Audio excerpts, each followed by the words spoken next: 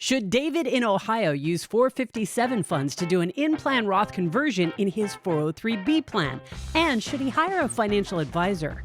Chris in DC needs a retirement and Roth conversion spitball analysis, and he needs help getting out of a variable annuity. And Kim is anxious that she made a mess of her finances, and she wonders how much she should convert to Roth. Today on Your Money, Your Wealth podcast number 497. Plus, what's the best way for Alissa in Cedar Rapids, Iowa to make tax-efficient retirement withdrawals from an inherited IRA? To get your money questions answered or for a retirement spitball analysis of your own, click the Ask Joe and Big Al link in the episode description and send us a priority voice message or an email. I'm producer Andy Last, and here are the hosts of Your Money, Your Wealth, Joe Anderson, CFP, and Big Al Clopine, CPA. Okay, David from Ohio. Should I use 457B funds to do a in-plan Roth conversion in a 403B? Okay. We are 49 and 41 with 1.7 million, most of which is in pre-tax. All right. Hello. For the last 6 years, I've been turning into your show, and I'm grateful for the informational content you deliver. Before that, I was just putting money away, never thought about it. Now I'm thinking about it, and I need help. My drink of choice is a K-Cup Starbucks French roast. What the hell is a K-Cup? Those are those little individual cups that you can make from at home, that it just one thing goes into your coffee maker and it spits out one cup of coffee. No, it could be, or it could be they have this little powder thing. I don't know. K-Cup. All right. Sounds good.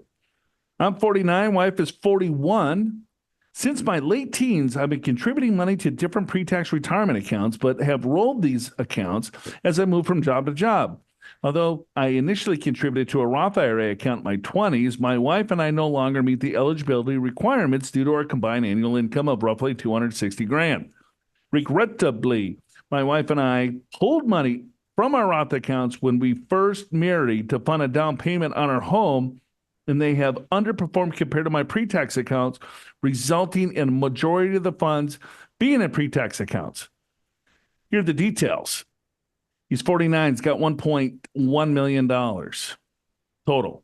About 40,000 of this is Roth, 680 all pre-tax, in a 403B that allows in-plan Roth conversions. $170,000 in a different 403B, which I'm currently maxing out with Roth contributions. I plan to do so in the 24% tax bracket. I'll rethink this if taxes go up in 2026. 5% of the funds are Roth, and the rest are set pre-tax. $170,000 all pre-tax in Ohio 457 plan. Since I no longer work for this employer, I'm able to use these funds. $40,000 in a TIA plan that I contribute $8,000 a year annually. $30,000 in a Roth IRA. Investments for the most part are growth, value, international bonds, mainly large cap. Okay. Wife is 41. She's got $600,000. About $20,000 of this is Roth. The rest is in 403B and so on. So she's doing 100% Roth contribution. She is fully utilizing this opportunity, and we continue to do so in the 24% tax bracket. If taxes rise in 2026, we will reconsider. He kind of just cut and paste his I think that his wife. Yeah. Got it. He just wants to. You're not going to reconsider with the wife, but you'd reconsider with you. I mean, that would have been rude. It would, yeah. So that's equal time. Yeah. My wife's investments, okay, I don't really care what she's invested in. It's too early for me to seriously consider retirement, but I still need advice. We have 4 children. 1 finished college and is now on their own. The others are 5, 9, and 12. We have a plan in place to fund college by contributing $400 a month to each of their 529 plans. The 529 plans will likely cover most of the expenses. As a faculty position I hold will help fully fund their undergraduate education. It's highly unlikely for my wife and I, who are in healthcare, to face any difficulty in finding work. Despite that, we do have high-yield savings account with about $20,000 in it. The 457B has the potential to serve as an emergency fund as well. I estimate that my wife and I could be have a comfortable lifestyle with a monthly income of about $10,000 a year. According to the Social Security website, my estimated Social Security at 67 is $3,600. My wife's is $32. In any case, I foresee a possible tax disaster due to my delayed start in funding Roths. I want to optimize my tax strategy by using the 457 plan to pay taxes for an in-plan Roth conversion from the 403B plan that allows it, taking advantage of the current tax brackets and converting to the top of the 24, about $100,000 this and next year. Despite knowing that my pre-tax accounts will decrease in value, I think it's best to convert some pre-tax money to the Roth now and switch back to pre-tax contributions at the 33% tax bracket in 2026. I have considered a financial advisor, but have trouble paying the 1 to 1.5% fee, and I don't want to necessarily roll my money out of the other plans. I fully intend to use one eventually when I'm about 5 years out from retirement. That's when I see the real value. But you're writing to a financial advisor now. Yeah, but you're free. Yeah, I'm free. Get what you pay for. Any thoughts on this strategy? Do you think I need an advisor now? Okay, Big Al. He's gonna roll. He's gonna do an in-plan conversion, but take the money out of a 457 plan to pay the tax. Do you like that strategy? I think I do because he and his wife have a lot of money in a pre-tax. We know the tax brackets are lower for the next couple years for sure, right? 2024, 2025. The 457 money is available to pay taxes without penalty. So, but he's got to pay taxes on it. True. So you got to factor that in. He's 260. Yeah, that's a huge factor. I would not do it. You wouldn't? No. You, Mr. Roth, wouldn't do it. I would. Yeah, oh, touche. No. I mean, this is the second week in a row here. I do not like to pay tax to pay the tax to pay the tax on the tax. All right. I think there can be exceptions. There can be exceptions, but is there other liquidity here? Let's take a deeper look here. I don't think so. So everything's pre-tax and just a couple bucks in Roth. Yeah. The reason I think it could make sense, like I said, is because we know there's lower tax brackets. He's still 49, and probably, I mean, with this much savings in retirement accounts, probably will keep adding. And I think this could be a pretty big tax time bomb. So I think it does have potential merit, even though I do agree this isn't one we would normally say yes at because we don't really like using pre-tax money to pay taxes on the conversion. Agreed. Yeah, I would have to run the numbers here. I think off the surface, I don't like it. He's 49 years old. They got $2 million in retirement accounts, right? So he's got 1.2. She's got about 700,000. Yeah. I would just switch your savings all to Roth from now until the end of life, right? Until you stop working.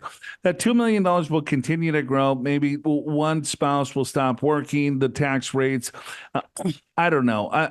I think taking money out of a pre-tax account to pay the tax on the conversion at this age, it could probably make up for itself. I would want to run the numbers, but I would not convert $100,000 over the next 2 years, and you're paying 24% tax on that. So where does he live? He lives in Ohio. I don't know what the state tax in Ohio is 5%. So let's say it's 30% tax. Yeah, let's say it's 30. So you got to pull $30,000 out of your 457 plan. But guess what? You got to pay another 30% on the $30,000. Well, so you got to pay another $9,000 in tax to get $39,000 to pay $30,000 in tax to pay the tax man. No. You do 100 total. So you take 30 out to pay the tax, and it actually doesn't quite work out. It's 70,000 for the conversion, so it's an algebraic calculation. Probably 75,000 for the conversion, 25,000 for the tax, somewhere in that vicinity. If you're going to do this, I get your logic, Joe, but I like the fact that we got some low brackets and we got a lot of pre-tax, and he's at a young age and getting this tax-free growth for the next 15, 20 years. I kind of like that.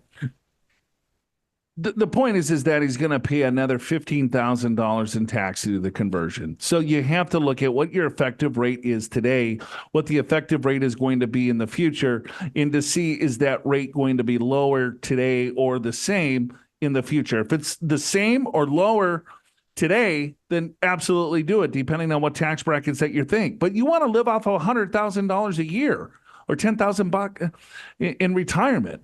So I don't know. You have to run. This is a tricky one because I just hate paying taxes onto that because you got to pay the tax. Yeah, and what's hard on this too is at 49, when we don't know 10,000. What's 10,000 a month going to be in 20 years? Right. In 15 years, right? So yeah, it does. I agree with that comment, Joe. It does take a little bit more analysis, but first blush, I might do it. All right. Well, good luck. See, you need an advisor. Definitely. This is true. I mean, you could blow yourself up here. Because even we can't decide. Yeah, you have to run the numbers and making sure that work with the CPA that understands Roth conversions and a CFP for sure. Don't worry about the 1 and 1.5% fee because they could save you maybe just 20% or 15% in tax this year alone. So find a good person and go after it.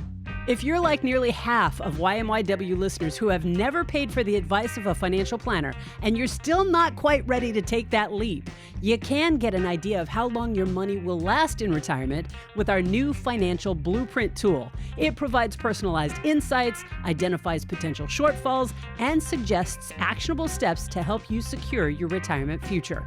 Once you're armed with the information you need, consider at that point meeting with the experienced professionals on Joe and Big Al's team at Pure Financial Advisors for a free financial assessment, either in person or from the comfort of your own home via Zoom. The financial blueprint and the human assessment are both free, with the goal of educating and empowering you.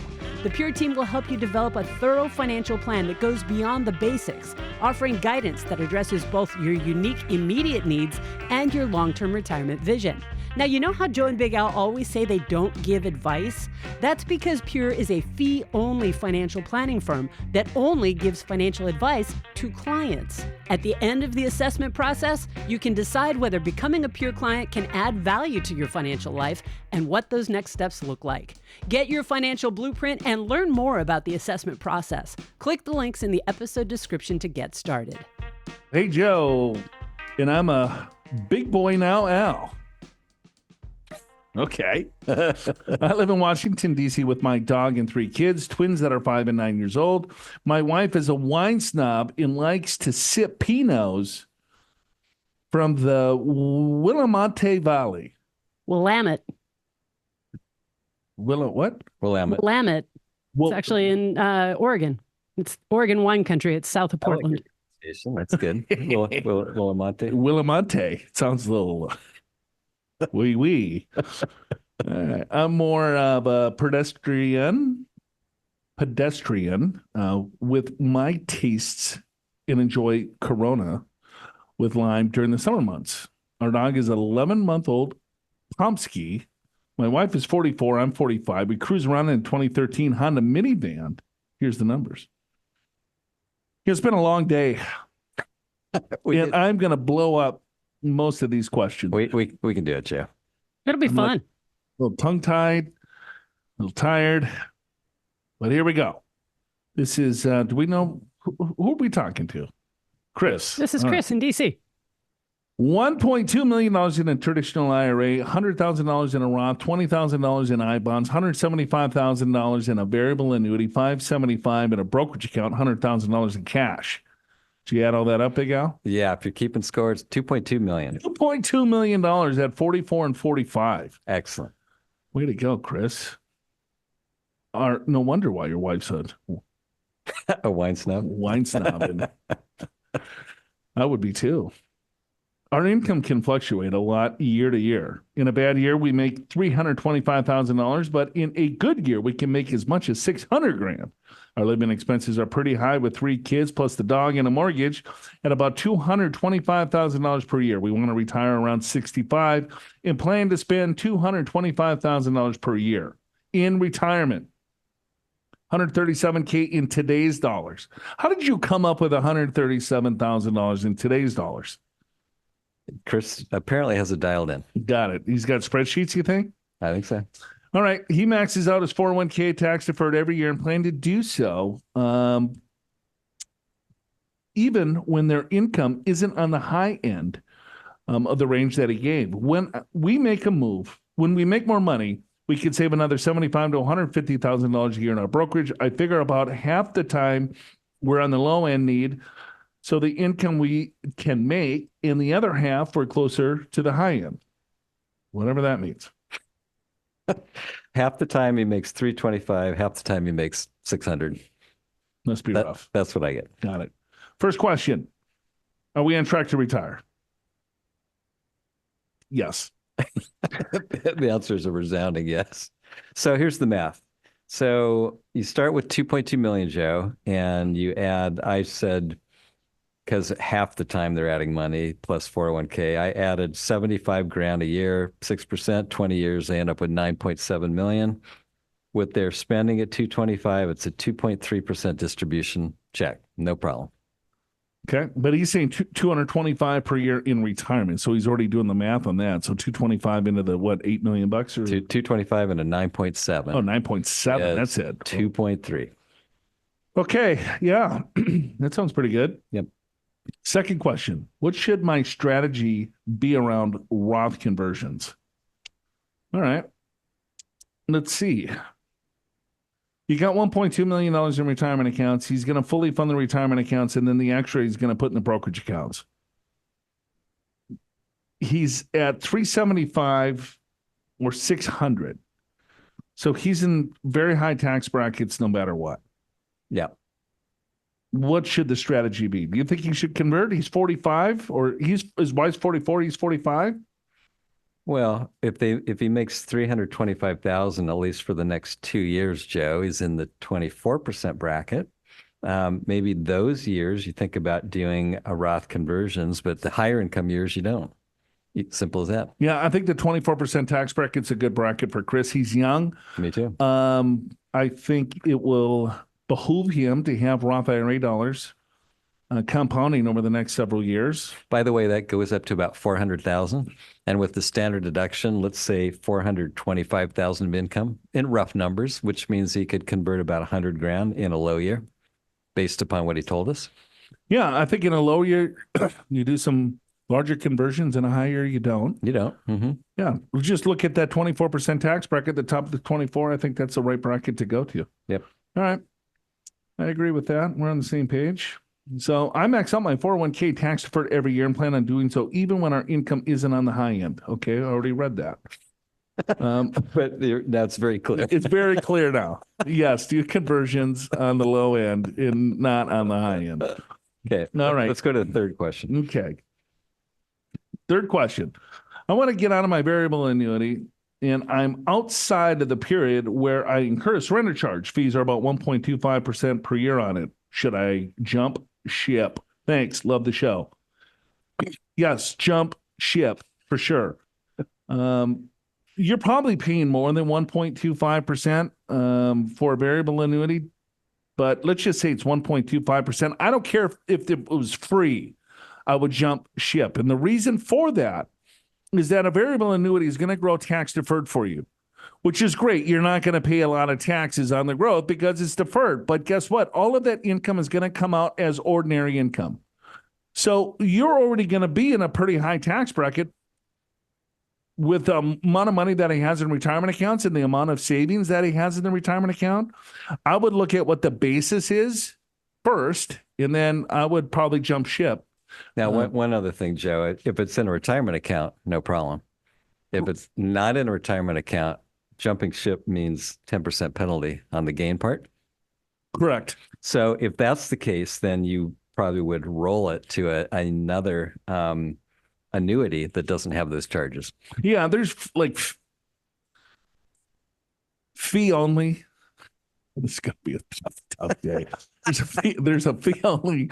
A variable annuity that you can roll. It's a 1035 exchange from annuity to annuity. There's no taxes on it. Then you can be in a lower cost annuity. 1.25%. That seems pretty cheap to me for a variable annuity. We usually see probably twice that. Yeah, there's probably more fees in there. There could be. But yeah, I'm not a big fan of variable annuities because I don't think he will need a guaranteed income stream at retirement. You're going to have several $1 million. And if you're going to tone down the savings like you said you are, I don't know if there's needs for guarantees there. So if you want guarantees, that's what a variable annuity will give you. It's an insurance contract. So are you looking to buy an annuity for a guarantee income? Then you go with the insurance companies. If you don't need the guarantees, then don't go with the insurance companies. So, yeah, Kim writes in, hi, Big Al, Joe, Andy. Oh, my gosh. I'm so anxious, as I write this, as Joe said, to keep it half a page in 14-point fonts. I've only been listening for about a month. I'm listening 2 to 4 hours a day to catch up. I absolutely love your show. Unbelievable. In all caps. Yeah, 2 to 4 hours a day. That is insane. You need to go to therapy. Your dynamics is a perfect recipe. I tried to listen to learn, but most of the time I fall over belly laughing because Big Al botches the reading so much, and Andy and Joe have to help him stay on track. Yeah, way to go, Big Al. Way to botch everything up. Finally, someone's on your side. Yeah. I think you got that backwards, Kim, but that's all right. How this all started. My 62-year-old husband is retiring 5/25/2025. Oh, he loves fives. That's clever. So I thought I would spend a day or so determining how we would find our retirement. So I listened to a podcast that somehow linked me to yours, and that was when I learned about RMDs and how messed up we were going to be if we did not do Roth conversions. Oh, and I pulled out 2.6 million funds out of Morgan when I retired in 2017 and had the time to assess the outrageous fees. Now that we are at the numbers below, and I've made a mess of things as I dabbled in stock trading from 2018 to 2011, I hope to be liquid end of year. You follow along there, Big Al? Yeah. Am I botching this thing? Or the stock trading was from 2018 to 2021, not 2011, but that's fine. Yeah. That's all right. Close enough. And she asked, how would she fund our retirement? How would we find our retirement? But besides that, but she pulled 2.6 million funds out of Morgan. So did she roll it out or did she cash it out? Or? Well, it doesn't say, but down below she's got her assets. All right, there we go. Let's go. I've added up. Let's go, Kim. So get with it, Big Al. Yeah. 57 years old, retired, married at 34 years. Michael is 40 with 200K. All right. We put our heads down, worked and raised 2 girls. We own a lake house with Mastercrafts and had a very blessed life. Mastercrafts. Oh, I'd like to go to the lake house, cruise around with them. M drives a Panorama. Me, M Benz. I love pina coladas. M loves red wine. And when I'm looking to get lucky, I will pour M a shot of tequila. Kim. All right. Who's M? And that's Michael. I think M is Michael. All right. Michael is husband. Got it. She's Kim. Yeah. All right. Michael's 40. She's 57. No. Michael is 62. She was 34 when she was married, and Michael was 40. Oh. When they got just married. Reminiscing back to the good old days when they were just young lovebirds. And I like it how she says we had a blessed life. Is it no more blessed? It's the past tense. I need help. Know nothing about finance. She's very bad with numbers. Okay. Well, we can try to help her. We can help you out, Kim. All right. Last 2 years, taxable income, $150,000. Okay, Michael's got 2.7 million in 401k IRA, 200,000 in Roth. Social Security at age 70 is going to be $54,000. Pension at 70 is going to be $28,000. Me, I got $1.5 million in an IRA, $55,000 in a Roth. Social Security at 67 is $40,000 a year. No debts. $2.5 million in a joint trust. Home is worth $700,000. They got 529 plans, $100,000, 2 years left of college, $60,000 in an HSA. Girls have $20K in Roths. Checking is $30,000. Expenses $120,000. Because we've been living our best life before the girls are on their own. Guessing maybe $60K in expenses in 2026 moving forward. Yeah. I think, Kim, I think she's okay. You're doing pretty good. Pretty good. I think girl. if you're keeping score, that's almost 7 million. 7 million. That's it. Kim, you do have a blessed life. You do. Start Roth this year or Roth conversions this year or wait until next year, approximately one amount. In listening, Jay has to go first because he's 70 in 10 years. All right. Yeah. Well, the person, The older person, you should kind of focus. closer to RMD age, should probably convert And first. it looks like they're about 6 years apart, so that makes sense. And he's got 2.7. She's got 1.5. Yep, I like that. Yeah, I like that too. Probably go to the top of whatever bracket that you're in. Yeah, so the taxable income has been 148,000 last couple of years. So you at least fill out the 22% bracket, maybe 24, given these large amounts. 22 is 22% bracket. Married couple goes to a couple 100,000 and 400-ish for 24. all right. Is Michael's pay stub? Should we do all Roth 401k? Big L keeps saying contribute 100% into Roth. Yeah, Big L, stop saying that. How dare you? Actually, that's what Joe says. What is that in actual total dollars amount? And what are the limitations? After max Roth contribution, can M fund his 401k after tax and do a backdoor Roth? Yeah, if Michael has an after-tax component in his 401k, he can do that and do a conversion. He can do a fully funded 401k Roth. You just look at tax brackets. Yeah. So if there are tax brackets in the 22%, I think that's a good bracket to go all Roth, especially when you have $5 million in pre-tax 401k plans right now. Oh, good. Thanks, Big Al. No. You got it there, son.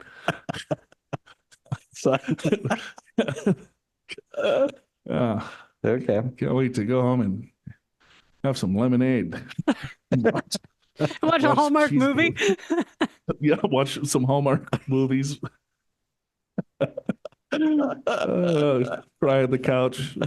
Oh, it sounds like an amazing life, Big Al. So, I get stuck in these police murder shows. I hate them. Okay. 2025. I wish I had your life sometime. Yeah, me too. I wish I had yours. 2025, daughter works making $106,000 a year, putting everything in Roth IRA. Is this the lowest income prediction for marriage? And what to do with the rest? We plan to buy her first house and a new car soon. Oh, I don't know. The daughter's making $106,000. Put everything into a Roth. Yeah, I don't know. She's young. Yeah, and she'd probably make a lot more. Lowest income years ever. Yeah, start Roth for sure. Yeah. Easy enough. All right. Kim, keep listening. 2 to 4 hours a day. You'll get this. Great job on your retirement. And keep cruising along and living that blessed life on the Mastercrafts. A retirement strategy is like a basketball game. You want every single shot you take to be nothing but net. But sometimes you botch it and you need a retirement rebound. This week on a brand new episode of Your Money, Your Wealth TV, Joe and Big Al show you how 4 plays can help you turn things around, get that rebound, and score a comeback. Click the link in the episode description to watch it now. Plus, after a lifetime of saving, making the transition to retirement means facing a whole new set of challenges. How are you going to generate income in retirement? Download the Retirement Income Strategies Guide for 5 questions you need to ask yourself before you retire, the sources of income available for you in retirement, how to maximize your Social Security benefits, and how to develop a retirement income strategy that meets your needs. Click the links in the episode description to watch Retirement Rebound on YMYW TV and to download the Retirement Income Strategies Guide for free. We got Alissa from Cedar Rapids, Iowa. Hey, Andy, Big Al, Joe. I've been listening to the show for about a year and enjoy it very much. I often listen to it while drying my hair or on the drive to work, and I always find it entertaining and educational. Drying your hair. That's a first, I think. I don't know how you listen to a podcast with a hairdryer going. I mean, I think this is the best podcast to listen to while you're drying your hair.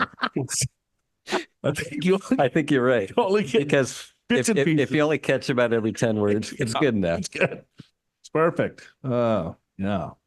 I'm 43, drive a 2018 Honda Odyssey, and my drink of choice is a Monster energy drink, the turquoise one. All right. I used to drink a lot of Monster. thought I would have a stroke or heart would explode. So then I went to Celsius. Okay, you think that's a lot better? No, I don't. I don't think so. A little bit less sugar. Okay, got it. All right. My husband, 49, drives a 2011 Toyota Highlander and enjoys a Guinness draft beer or peanut butter whiskey on occasion. A little peanut butter whiskey. That was made here in Southern California, San Diego, a couple of different bars. They claim to fame that they were the first bar to make it, so they kind of fight back and forth. And then that is the making of Screwball. I just made it all the way to Cedar Rapids, Iowa. All the way up to Cedar Rapids, Iowa. They could go to Offshore Tavern right by my old house. Yeah. I've had a couple company little get-togethers there. They have homemade peanut butter whiskey. And then I forget the other one. That's actually probably the real creator of it. Is that the Belching Beaver? No. Well, they have peanut butter beer. Yeah, beer. This is whiskey. Yep. The noodle, something noodle in OB. Okay. Ah, man. Whatever. Okay, so peanut butter whiskey. Let's keep going. We have 2 dogs, 2 cats, and 4 kids. Ages 16 to 17, our combined income is about $110,000 a year before any type of deductions. I recently inherited some money, and I'm trying to make sure I'm handling the inherited IRA distributions in the most tax-effective way possible while ensuring that I drain the account by 2034. I like a little spitball strategy that will help us achieve these goals and hopefully set us up for a good retirement someday. Our investments include 100 grand in Roth, 100 grand in a 403B, 220,000 in Roths, 70,000 in a traditional IRA, 43,000 in a brokerage account, 290,000 in 529 plans. My inherited investments include 450,000 in a self-directed trust and $926,000 in an inherited IRA. Wow. All right. My plan at the moment is to withdraw from the inherited IRA each year so as to fill up our 22% tax bracket. Starting this year, 2024, the 10-year rule officially starts in 2025. My husband and I will both maximize our Roth IRAs, pre-tax 401ks, and 403B contributions. In the next year, he'll be eligible for catch-up amounts. We would plan to do this for the next 10 years while withdrawing from the account. We will likely have to take about $2,000 a month from these withdrawals to live on since we're saving so much into our personal accounts from our personal income. As clergy, my husband also have the option of taking half of his salary as a housing allowance, which would allow us to have even more room to fill up the 22% tax bracket. Assuming that we start this year and assuming a 7% growth, I estimate that we could take $150,000 in 2024 and 2025, and that we need to take out about $120,000 in the following year, assuming the 7% growth, and we would stay in that 22% tax bracket with an effective rate of around 14%. Some questions I do have about the following scenario. Yeah, that was a mouthful. It was. Do you agree with this strategy being the best one for a tax efficiency in withdrawing the account within the 10-year period? Okay, let's just take a little bit of a step back. So they have 403B accounts and they got 401k accounts, and yeah, so he's clergy, so he could take half his salary via housing allowance, which would come to him tax-free. Correct. And so they're kind of hovering between this 12 and 22% tax bracket without the distributions of the inherited IRA. Right. They inherited roughly $925,000 in an inherited IRA, correct, which needs to be fully distributed in 10 years. Yeah, and that's new because of the Secure Act. It used to be able to do a stretch IRA over your lifetime, and that went away in 2019, I believe. Right, and at 43 years old, the distribution on that would have been pretty small. It would have, but now in 10 years, and what they're suggesting is with a 7% growth rate, they're going to have to take out more than $100,000 a year just to make this happen. So they have the option, depending on when the deceased died, because do they have the 10-year rule, or do they have to take the distribution based on the deceased, given that the new rules that came out on how these inherited IRAs work today? Yeah, and you don't necessarily have to take 1/10 in most cases. Right, you could take 0 and then take 100% out in your can. Right, in some cases. Yeah. So, yes, right. Let's be clear, even though that's not very clear. Yeah, but the problem, Joe, is if you do that, then you take out $1 million in 1 year and you're in the highest tax bracket. So what they're trying to do, I like the thinking. They're trying to spread this out over time and maybe fill up this 22% bracket. So you take $100,000 out and they have to pay tax on that 100,000, but they're also trying to jam a lot of money into the overall retirement accounts to reduce that tax bracket. So you have to look at it to say, all right, well, how much can I get my tax bracket? How low can I get it with saving into the 401k plan, the 403b plan, the clergy allowance, and taking a look at what that baseline tax bracket is. Right. And then you could fill up to stay tax neutral and then continue to fill up to stay at the top of the 22% tax bracket. I think that's right on. Yeah, I like the strategy. I think it makes a lot of sense because otherwise, if they just wait, if they can wait, depending upon the decedent, right, if they were taking an RMD or not, then they can sort of maximize this by taking it in lower brackets. The sooner they get it out of the retirement account, the sooner it can grow on a capital gains basis. So I like it. So then the next question, which is a really good one as well, is should I be, contributing to the Roth 401k instead of my pre-tax, even though it would leave us $23,000 less room in that 22% tax bracket? So again, she's playing with the tax bracket. So tax brackets are effective. So you pay 10%, 12%, 22%, and it's stair steps. So she's looking at what's the top of that 22% tax bracket. She's looking at taxable income to determine how big of a distribution that she's pulling from the account. Mm-hmm. So if she goes Roth 403b, that's going to fill up that tax bracket a little bit more. So the amount that she can get out of the inherited IRA is going to be less by that $23,000. Mm-hmm. I think I like that strategy even better because she's still getting a lot of money out of the inherited IRA. Right. And who knows what's going to happen to tax brackets over the next 10 years. True. I don't know what's going to happen to the overall market. And the faster that you can get money into a Roth and get compound tax-free growth, I don't know. I like that quite a bit. I think I'm happy either way. In some ways, I would say no, don't do this, only because you only have about 170,000 right now in qualified accounts. So it's not like it's a giant number that you're adding to it. But you got to get this $1 million out of the IRA in 10 years. So, but I would be totally fine if they do it. I might not do it just for the reason I just mentioned. Yeah, no, I mean that's a good point. But they're saving quite a bit over the next 10 years into the plan still. So they're maxing them out. And maybe for a few years, you get a bunch out of the inherited IRA and then start, I don't know. Start converting. I mean, I'm actually happy either way, to be honest. All right. Should we withdraw more, maybe up to the 24% tax bracket in 24 and 25, in case the TCJA tax cuts expire? Tax cuts and job tax. That's Trump cuts. Mm-hmm. And if so, should we fill up the 24% tax bracket entirely? No, I think the 24% tax bracket is giant. Yeah, it's too high. I agree. And especially, right, for 2024, I would do the 22% bracket. In 2025, if it's clear we're going to the old tax rates, maybe you change your mind for 2025, but not for 2024. I don't think. Yeah, I don't think so either, because the top of the 24% tax bracket is like 400 grand. Yeah. Well, you could get half of your inherited IRA out, but then you'd pay $200,000 in taxes. Right. And then where are you going to come up with the money to pay the tax? You take care of your brokerage account. I guess you got a self-directed trust. So you kind of bleed that out too. Yeah. I don't know. I don't like that at all. I would agree with you. All right. Is there any drawbacks to withdrawing the money before the 10 years up? For example, withdrawing up to the 24% tax bracket in the first few years, won't the money accumulating in the brokerage account will create its own income, further pushing us into higher tax brackets? It could. Finally. But you can manage it so that it's not bad. Yeah, and it's capital gains for the most part, depending on how it's invested. It could be, I guess, interest or maybe non-qualified dividends. Right. All right.